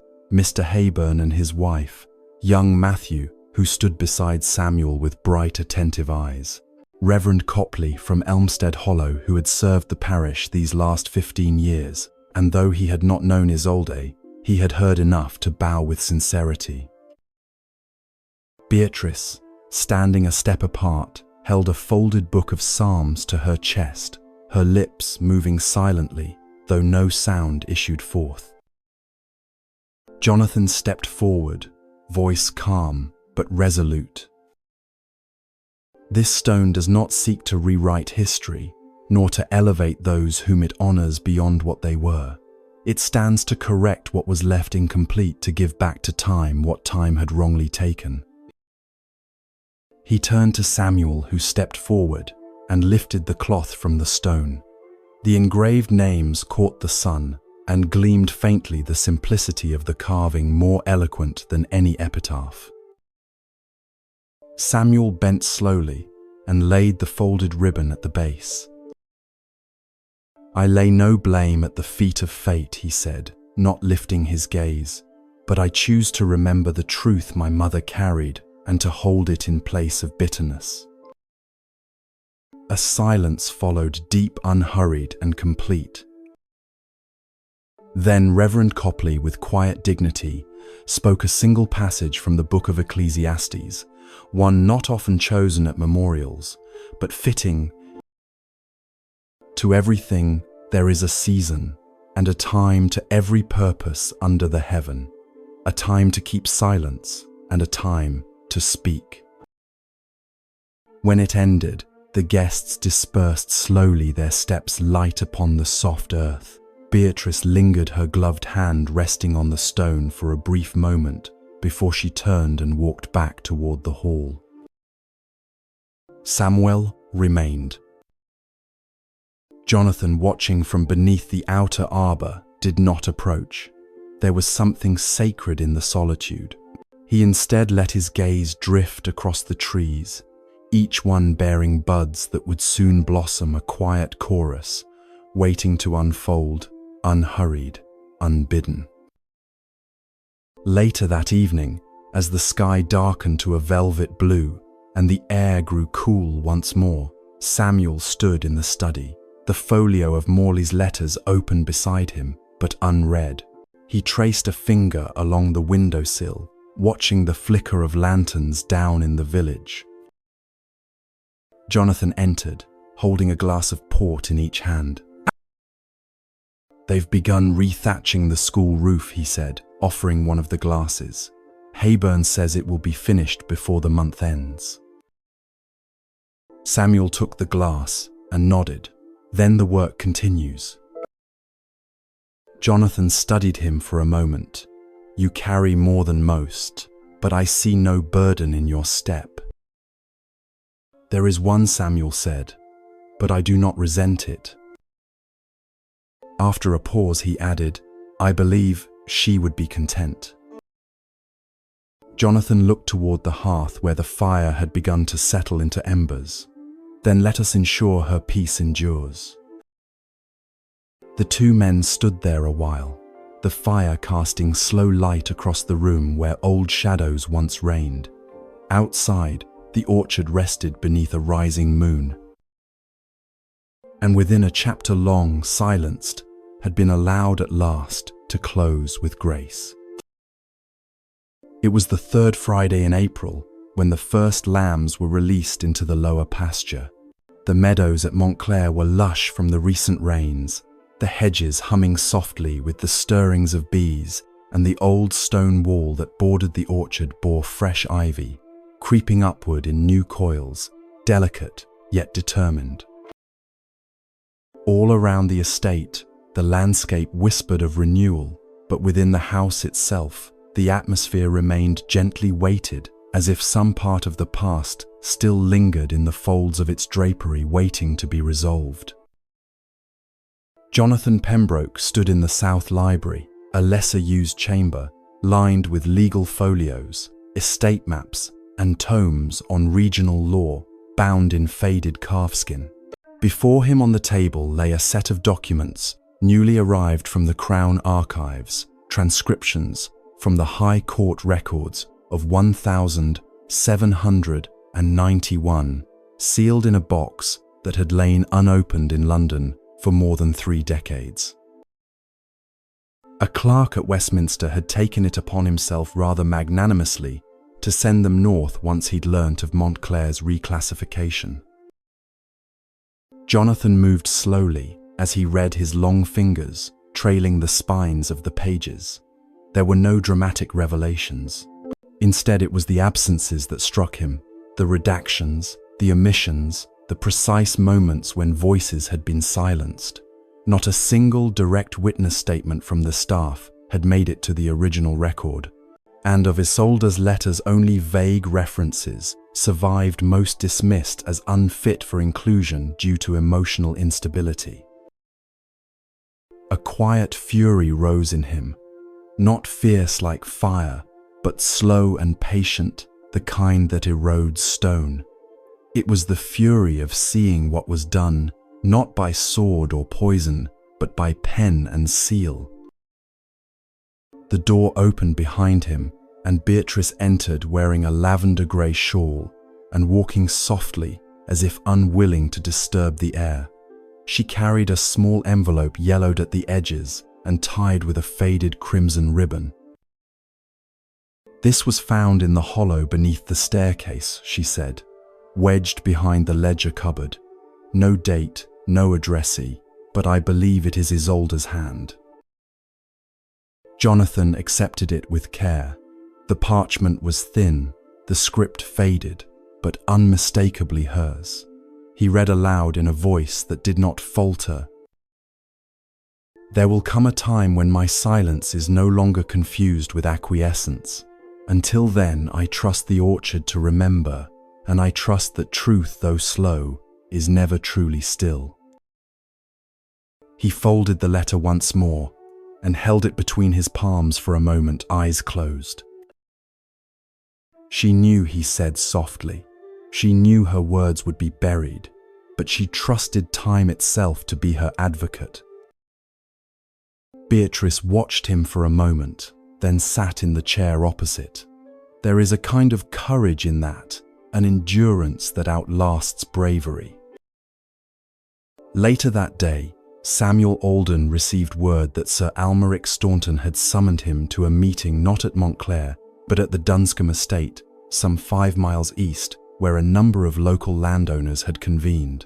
Though the court had affirmed his inheritance, and most parishioners now offered him quiet respect, it was clear the great families of Wessex still viewed his legitimacy as something to be weighed behind closed doors in parlours thick with the tobacco and ancestral expectation.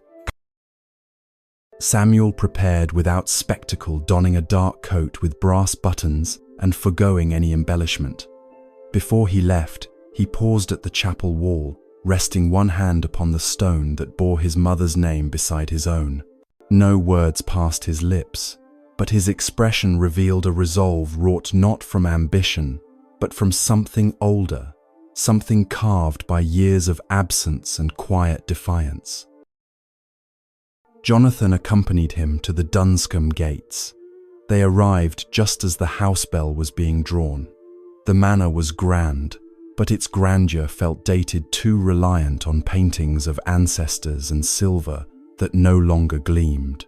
A butler led them through narrow halls into a drawing room adorned with portraits of Dunscombes, past all bearing the same aquiline nose and eyes that neither welcomed nor judged. Sir Almeric stood by the hearth, his fingers steepled beneath his chin. Around him sat Lord Edwin Hargrave, pale and drawn despite the spring air, and Lady Eustacia Montrose, whose eyes were sharp beneath her widow's veil. "You arrive without counsel," Sir Almeric observed. "I arrive with nothing to hide," Samuel replied. Jonathan stood behind him, silent, his presence like a shadow that gave shape to the room. Hargrave cleared his throat. "The matter of inheritance is settled by court, yes, but there are other considerations, responsibilities of stature, expectations of comportment. The name Montclair is not your sole possession. It is the possession of England's memory." Samuel met his gaze evenly. "Then it is England's memory that must reconcile itself with the truth of that name. I was born of it, not in luxury or privilege, but in exile. And yet I have returned not to reclaim power, but to make peace." Lady Eustacia's fingers tapped her cane softly against the floor. "Peace is a noble word, Mr. Alden, but do not confuse it with permission. There are those who would see the Montclair estate pass into trusteeship. You are not obliged to resist, but you are wise to consider it." Jonathan stepped forward. "If you seek to cast doubt on Samuel's governance, you will need more than insinuation. The estate thrives, the village has revived, the school is restored, and the tenants pay their rents without grievance." There was a pause. Sir Almeric raised a brow. "You've inherited more than a house," he said to Samuel. "You've inherited enmity. Carry it with dignity, or do not carry it at all." Samuel inclined his head. "I carry only that which is mine by birth, and that which has come to me by the quiet will of those no longer here to speak." And with that they turned and left the silence in their wake, more telling than protest. That evening, as dusk gathered like velvet across the moors, and the air filled with the scent of new growth, Samuel walked alone along the eastern fence line, where the fields dropped gently into the woods. The moon had not yet risen, but the stars began to emerge faint and flickering, like the first words of a long-awaited reply. From the orchard, the scent of apple blossoms drifted faintly, and the wind rustled the high grass in slow, reverent waves. Jonathan found him there, hands in his coat pockets, eyes raised to the heavens. "They will not yield easily," he said. "I do not ask them to yield," Samuel replied, "only to see." And in that moment, the night seemed to pause, not in hesitation, but in deference. For a name had returned. Not to dominate, but to endure. The morning light was slow to rise over Montclair, and when it did, it came not in splendor, but in soft golden bands that slipped gently through the breaks in the orchard's canopy. The dew clung to each blade of grass like tiny jewels, and the silence held a kind of sacredness, as if the land itself were in quiet contemplation. It was the first day of May, a day once marked by the Montclair household with ribbons and song, a ritual now long since faded into memory. Yet on this particular morning, something deeper than celebration stirred beneath the soil. Jonathan Pembroke stood at the edge of the orchard path, watching as Samuel Alden stooped beside a young sapling, his hands carefully packing earth around its roots. The tree had been chosen with care, a heritage apple of the Ashmead's kernel variety, beloved for its resilience and distinct flavor. It had been grafted months before and nurtured in the old glasshouse until the ground was ready. Now it would stand quietly growing where once silence had reigned. He insisted on planting it himself. Beatrice said softly from behind her voice, low and reverent, said the land would only accept him if he made his offering with bare hands.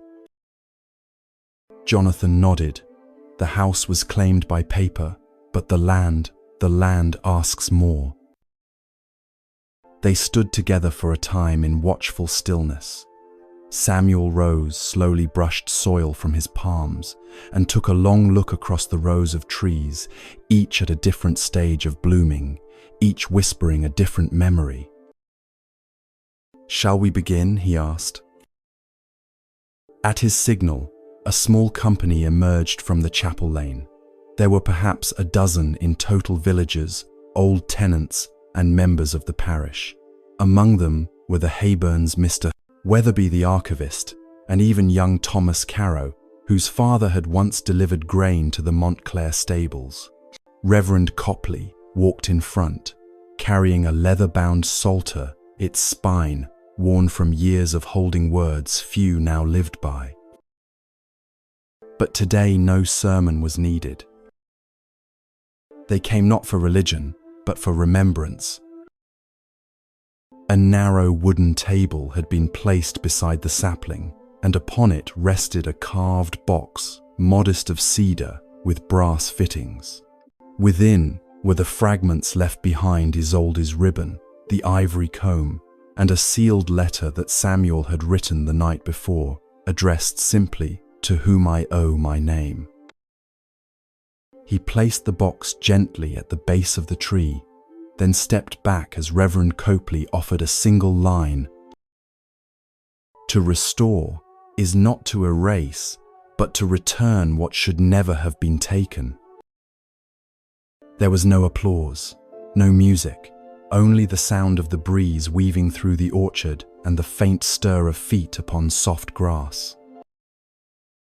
Later that afternoon, Samuel sat with Jonathan and Beatrice in the old music room, a space long shuttered but recently restored. Dust sheets had been removed from the harpsichord, and the windows now opened to the south garden where daffodils stood like tiny lanterns. Beatrice turned the pages of a faded book of scores her fingers, resting gently upon the inked staves. She used to play this in the evenings, she murmured, when the house was quiet and the guests had gone. Samuel leaned forward. Did she play well? "She played truthfully," Beatrice replied. "Not always perfectly, but with conviction." Jonathan stirred his tea and set the cup aside. "I've often wondered what she would have done had she lived. Would she have fought openly, or simply vanished, leaving behind rumors and a child?" "She did both," Samuel said. "She fought and she vanished. And now I must carry both." Beatrice met his eyes with solemn warmth.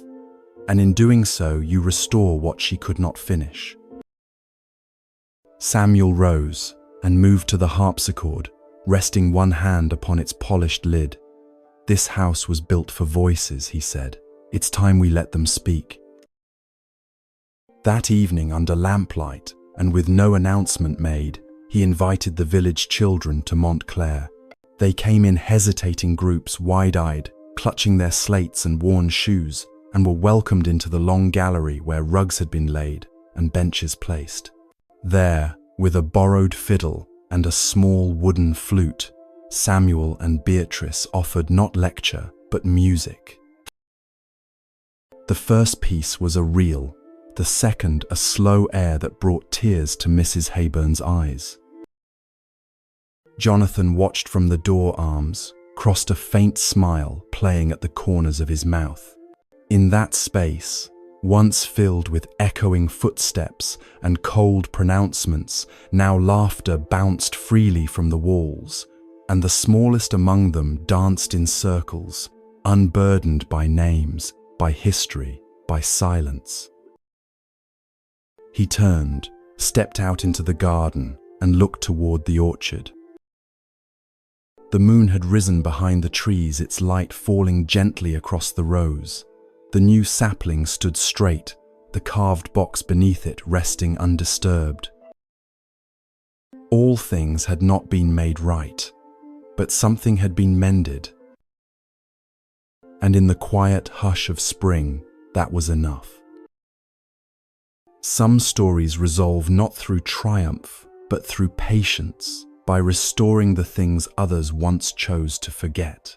This tale reminds us that justice can be slow, but it need not be bitter, that silence once broken by the truth becomes peace.